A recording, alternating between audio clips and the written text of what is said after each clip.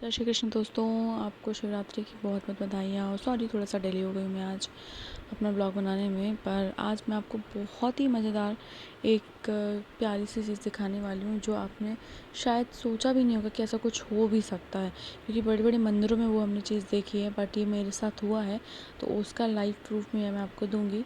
तो दिन की शुरुआत हुई थी बहुत ही प्यारी सी एक चाय के साथ, जो मैंने खुद बनाई थी।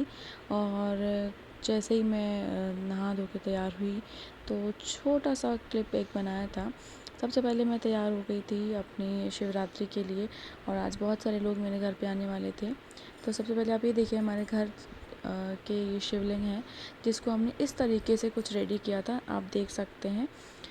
बहुत ही सिंपल, और हमें इनका अभिषेक करना था तो हमने बेस देने के लिए सारी चीज़ें, और मैं एक छोटी सी खटिया चारपहिया लेके आई थी। तो उसमें मैंने इनको बिठाया था और मेरी मदर इन लॉ मैं इनकी पूजा करने लगे। तो मैं इसमें आपको ख़ास क्या बोल रही हूँ वो मैं आपको ज़रूर बताऊँगी। पहले इस वीडियो को थोड़ा सा आप ध्यान से देखेंगे तो जब हमने शंकर भगवान को पहले रेडी किया था तो हमारा जो रूप था उन्हें हम दे पाए थे वो बहुत ही अलग था।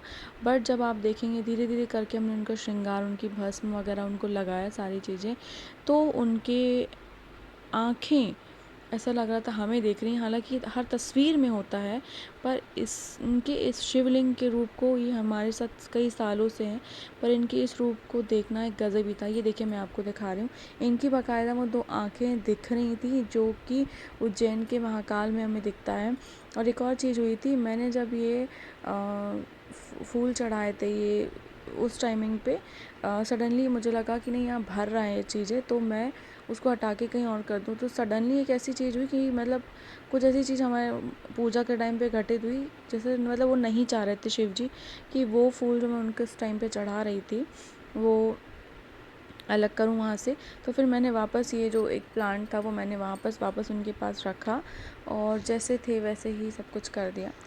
और चूँकि बहुत सारे लोग आए थे तो उनको छोड़ने के लिए मुझे बाहर तक जाना पड़ा, तो सबसे पहले हमें मंदिर भी जाना था।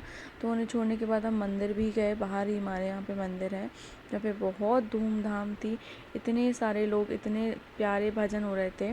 और ये थोड़ा सा घूमते टाइम ये जबलपुर का नज़ारा मैं आपको दिखा रही हूँ जो कि बहुत ही सुंदर था। बहुत ज़्यादा भीड़ थी, लेकिन शंकर भगवान के इतने सारे रूप और भी अलग अलग अंदाज में देखकर जैसे लग रहा था कि बस ये पल थम जाए और हम ये देखते रहें, सुनते रहें। तो बहुत ही प्यारा सा माहौल था जहाँ पर हमने बहुत सारी मस्ती भी करी, और साथ ही आज का पूरा दिन इतना अच्छा गया मैं आपको बता भी नहीं सकती।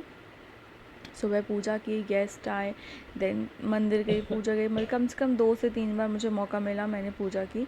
और उसके बाद फाइनल मैंने अपने इस पूरे दिन को बहुत ही प्यार से बिताया। और साथ ही मैं आपको बता दूं कि मैं हमेशा ही कोशिश करती हूँ कि मैं हर दिन ग्वारी घाट जाऊँ, बट अभी बाबू के चलते नहीं हो पाता है।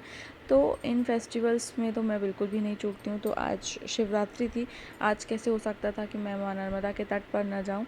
तो फाइनली मैं मैया जी के दर्शन करके फिर फाइनली मैं घर पे आई। हाँ, एक और चीज़ थी कि मैंने सुना था जो भी दिन होता है बर्थडे या कुछ, अगर आप किसी को कुछ उतने तरीके से विश ना कर पाएँ, क्योंकि सुबह से दिमाग में था कि पूजा करनी है, व्रत है, मेहमान आ रहे हैं, तो वो एक पल होता है ना जब आप अच्छे से भगवान को उनको विश कर सको उनके दिन के लिए, वो मुझे डॉट 12 बजे मिला था, जो कि मुझे बहुत अच्छा लगा। मैं जैसे ही नर्मदा जी के लिए निकली हमारे बाहर वाले मंदिर में, वापस मैं अपने हस्बैंड के साथ गई, और डॉट 12 बजे हमें वहाँ पे जो है उनके प्यारे से दर्शन हुए जहाँ पे भीड़ भी नहीं थी। और फाइनली